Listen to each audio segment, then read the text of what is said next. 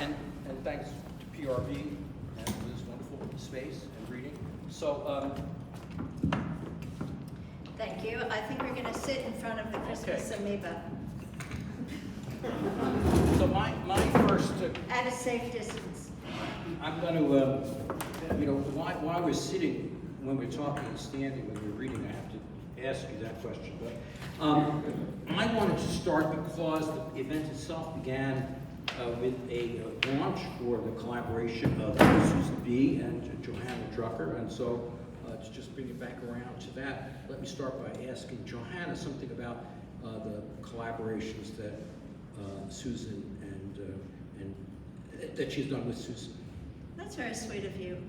Well, I wasn't expecting that question, and Susan and I have known each other for many decades and decided some years ago to do a collaboration, and we've done 3 books together. The first was A Girl's Life, and it was based on what we called the Pink magazines, which were magazines aimed at the tween girl sort of profile. And truthfully, I always wanted to buy those magazines, but I felt like some kind of weird pervert because I wasn't a tween. And so for research purposes, of course, I had to buy them. And then we began to explore the language and vocabulary of those journals. And then our second collaboration, Fabulous Feminae, of which there are copies here, came about because, well, Susan was doing wonderful portraits of renowned women, and we wanted to do a project together to celebrate many women that we felt deserved some kind of attention. And so I did the writing, which was an exercise in being a bot, and so I would take massive amounts of biographical information on, say, Sojourner Truth or Emily Bronte, and then I would process it as if I were an AI engine, and then Susan continued to do images to go with. And our final collaboration, Off-World Fairy Tales, which has wonderful little pieces in it like meme streams and moonbeams, came about because Susan was doing some wonderful collages in winter of 2019 when I was serving a Yale sentence, and I came down from New Haven to visit with Susan on a day pass, and saw these beautiful collages, and I said, oh, these deserve whimsy. And so we did that book together, and unfortunately it appeared right during the worst part of lockdown, when whimsy seemed in bad taste and impossible to imagine. So it's nice that we could show Fabulous Feminae and Off-World Fairy Tales. It's always been a real pleasure to work with Susan, who's an imaginative and vivid painter and joyful spirit. Now, Susan and I met Johanna at a book fair at Bryant Park, right back in the New York City Public Library in the mid-'70s. 1977, November. And so that's my... or late October, it was very muddy. I just remember the late '70s, but I remember very vividly being there in the park with that book fair. And I guess I saw A to Z of Johanna's early work. Actually, the first issue of Language magazine, which started in '78, I actually did a review or a commentary on that book. That was my first contribution to language. A to Z, wonderful book, all done with letterpress. And we have been in touch all that time since. It is true. But what's a few decades between friends? It sounds a little bit like a line from some of your poems, in which a kind of present tense marker alludes to a very large span outside the poem's own extent. But that's not a question, and I do have a question for you. So I think of you as a deeply intellectual man committed to profound study of all kinds, and even on the Sabbath perhaps. And so I know that you plunge regularly into the erudite pages of the New York Times. And in particular, the book review, I think, probably absorbs you with, a kind of magnetizing force. And so I thought I would ask you about the issue of the book review, which no doubt you spent some time with a week and a half ago, which was entirely dedicated to the question, what is poetry? You know, I've been reading the Times every day. It's kind of not a very happy comment, but it tells an aspect of me. Since I was like maybe 14 years old, I used to read it on the way to Bronx Science along the subway ride, and I really read it. I mean, there was some period of college probably that I didn't read it, but otherwise I read it every day. And I have written a lot about the Times and what I call official verse culture in an essay that was from 40 years ago. We're going to do something at the MLA in San Francisco on the 100th anniversary of Spring and All by William Carlos Williams, and the Academy in Peril, William Carlos Williams meets the MLA, where I talk about this. And I did follow a lot of the issues you're talking about, but recently I've made a very good decision not to read the New York Times Book Review. So while I did get it, and I saw that it was there, and I even saw that there was an article entitled that, I didn't read it. So Charles, I have to inform you that it was, That's true. I actually have, I'm not following those kinds of things. it was not an article, it was the entire issue. Right, it was the issue, but there was one lead article in it So- with a name like that. But the point is not so much to quiz you on the homework you didn't do, which I'll save for the former students in the room, but instead to just call attention to the fact that, you know, is this the first cultural moment and generation in which such a question would even be asked? I mean, we think about the long history of poetic practice, and I think about, you know, just the sort of role that poetry had in culture forever, and the idea that, you know, the kind of opportunistic, you know, sort of rhetoric of the headline is, what is poetry? It's, you know, I mean, is it a trivial question, or is there a real question there in terms of our current cultural moment? Well, I think if it's in the New York Times Book Review, it's trivial. Okay. I I can quote you chapter and verse from the issue. But would it's because you have to look shore at up your argument. the overall approach of a place like the New York Times to literature, to art, actually to philosophy. So it's not a place in which that's a serious ongoing discussion. There's no attempt to, regardless of what your taste is, there's no attempt to actually assess what's going on or deal with it. So it always is a kind of popularizing, trivializing activity. And there are strains in it which I could, you know, elucidate what they do favor and what they don't. But in a way, that's also not so significant because it's such a bubble away from the actual ongoing discourse about poetry. I think in one of the poems that I read, I had the previous rubric that was a popular thing and remains so: is poetry dead? What is poetry? Is poetry dead? Poetry actually speaks to people. You know, poetry is irrelevant. These are a set of things. Or really, the most popular book that was most reviewed about poetry in the massed media was a book that was about and advocated the hatred of poetry. Now, the book wasn't received as being about the hatred of poetry, but it exemplified the hatred of poetry. And that was a wonderful topic for people to take up. And you know, I'm always happy to contest those things straight on, but I do think that, and then of course, you know, it's also, I guess it's still April, so it's Poetry Month. And actually, one of my best known essays was a satire of Poetry Month, which suggested that we, you know, not read poetry in April, with the idea, by the way, because I think the surveys show that about 35 to 36% of the people didn't understand that this was the point of the essay, but thought that it was serious, that you can't not read poetry. To actually read poetry is to be aware of the poetry in everyday life and all around you. The great poem isn't great just for the text, as wonderful as it is, and your aesthetic pleasure, but for what it allows you to experience in the language outside that poem you're reading. And everybody experiences that, but to actually have some intensified aesthetic understanding of what you're hearing around you, and in popular culture, by the way, and in people speaking and on the streets, it pervades. So it's a kind of framing device. So there's a lot of reason why, you know, there's a repression of that aesthetic, because the aesthetic is unruly, and especially in the the poem And the Darkness He Called Night about the tyranny of virtue. I think a lot of the frame within mass culture and enforced popular culture is the idea that poetry is supposed to be something morally positive.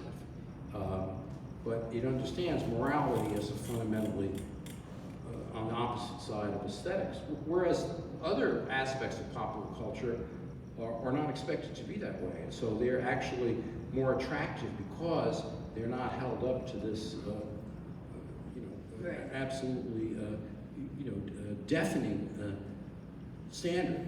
So you have to enter into that complex of relationships to what poetry is. And I think most poets operate outside of the mainstream. I mean, I'm actually very, very successful as a poet, and I'm lucky for the University of Chicago Press and a lot of other things. But most poetry operates outside of anything that normal, everyday people even recognize as existing.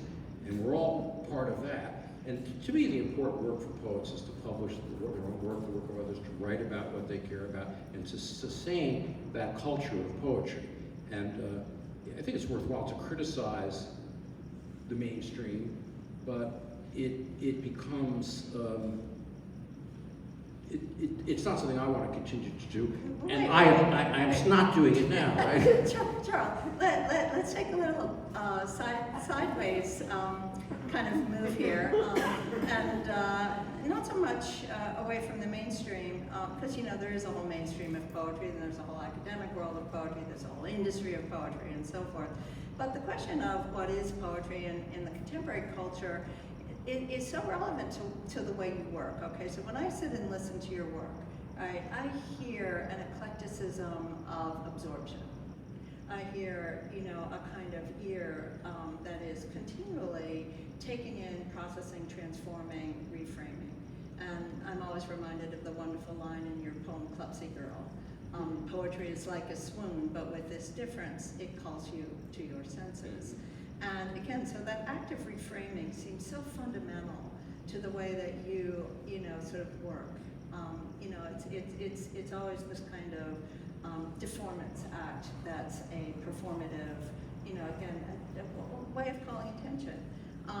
But I think the reason I'm actually kind of seriously interested in the question of, what is poetry in relationship to a practice like yours is that we could track back, through a whole history of modernism and, 20th century transformations of form, right, in which the distance from a kind of tradition of poetry as form, it's rooted in certain kind of forms, into poetry being an act of this kind of appropriation, deformation, attention, framing of attention, comes to be. That's really interesting that exists. But so much of what I think is interesting about the identity of your practice, and not just yours, but many people here share some of this, is that it takes place within the language of lived life, with media, with signage, with appropriation, with citation, with literary allusion, and so forth. And so I guess the question, what is poetry, is a little bit a question of identity boundary, right? Is there an identity boundary? There's a poem actually that I haven't memorized most of my poems, but I think I can call this to mind exactly. I'm really kind of interested in this. I used to absolutely never talk before or after readings and so on, but now I like the meta joke about the commentary. Let me see if I can get this exactly right. It is in Topsy-Turvy. The title of the poem is A Unified Theory of Poetry. And let me just see if I can remember the exact wording of the text of the poem. I don't think so. And poetry, of course, historically, that's why it's so crucial that you and I would share, and those of us who are involved with teaching, of which there are many in this room. In the kind of poetry that my next book is probably going to be called the kinds of poetry I want, after a Hugh McDermott poem. with the emphasis on kinds, he says singular. So the kinds of poetry I want are embedded within also the history of poetry, the history of what people have called poetry and its form, and therefore I'm using this term echo-poetics now. You hear these different kinds of echoes. That echo also includes popular culture, speech, different dialects, people's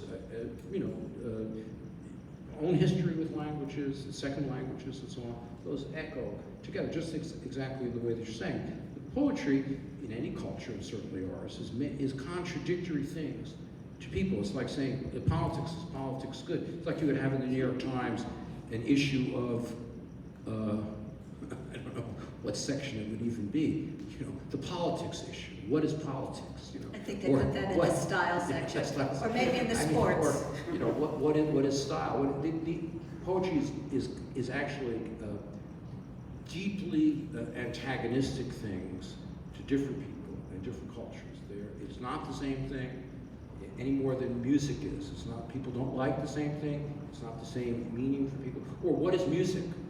What is celebration of the different kinds of music? Do you know that people on the street play music, and also there's whoever won the Emmy Awards and so on. There's always a irreconcilable and in conflict between claims for poetry and the practice of poetry. People want different things from it, as they do in politics, and that's, to me, a good thing. What I object to is the idea that there is something called poetry and that you're evaluating what's good or significant based on that single criteria.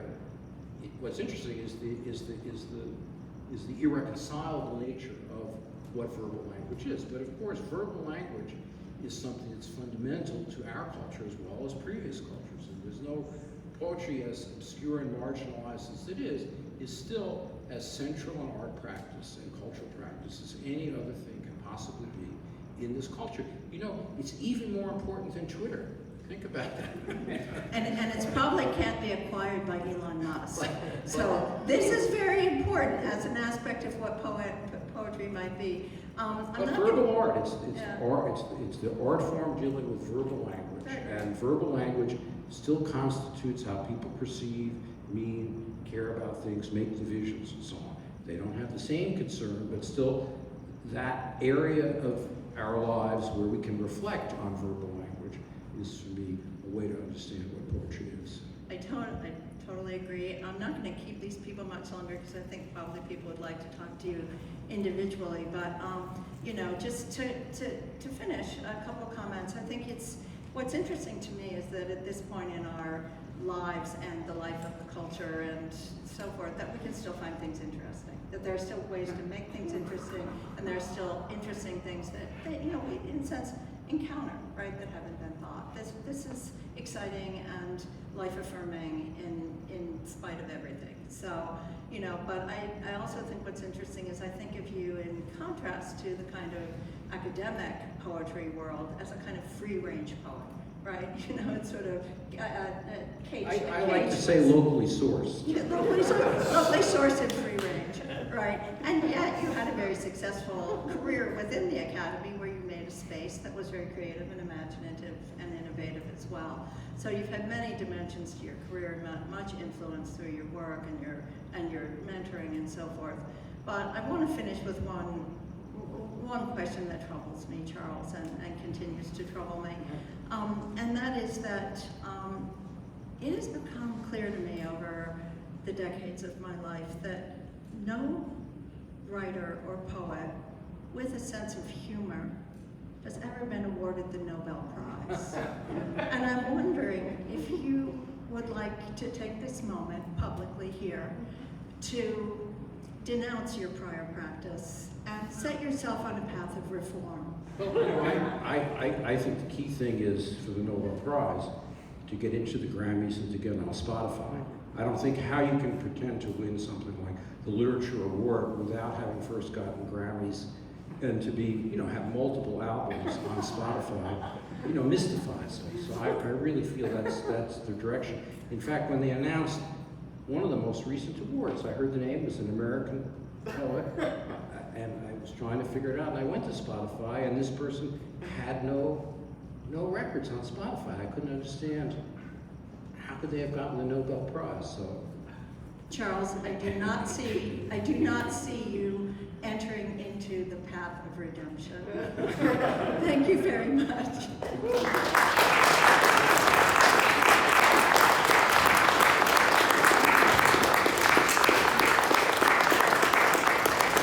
thanks for coming, and thanks so much for TRB. What a fantastic space. I mean, it's a wonderful thing that that you've got here, and I hope that we all can find ways to support your keeping this going.